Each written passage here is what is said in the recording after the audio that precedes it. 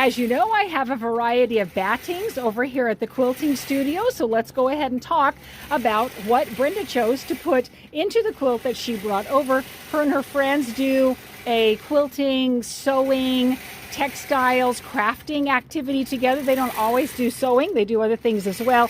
This quilt they did not sew, they actually inherited it, but they're getting it finished up so that they can use it for kind of a charity fundraiser, and I think that's magnificent. So nice to be able to do. The fabric, the batting that Brenda came over and chose is my lighter weight batting that has a little bit of loft, and I love that. I love using this on almost every quilt, so any quilt that you want on is great. I do have many different styles of batting though. Let me show you some options here. I actually have 100% cotton batting that is very, very nice. It actually is pretty thin, so it doesn't have a lot of loft to it, and it is actually very lightweight as well. This one is a lightweight batting, but it has more loft. It's also white, and so that may be an option you may want if you have the background of your fabric to be extremely white as well.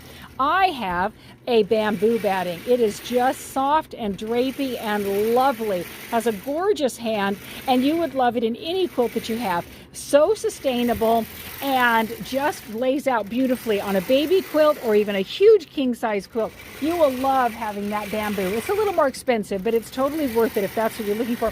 This is that same lightweight batting. It is an 80% polyester. So I just like to show people that. It does have a bit of a loft to it, which is quite nice.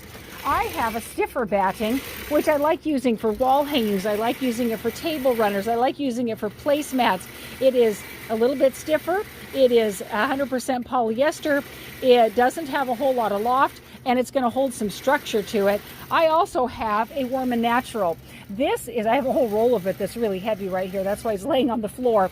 And it is dense. It is a little bit heavier.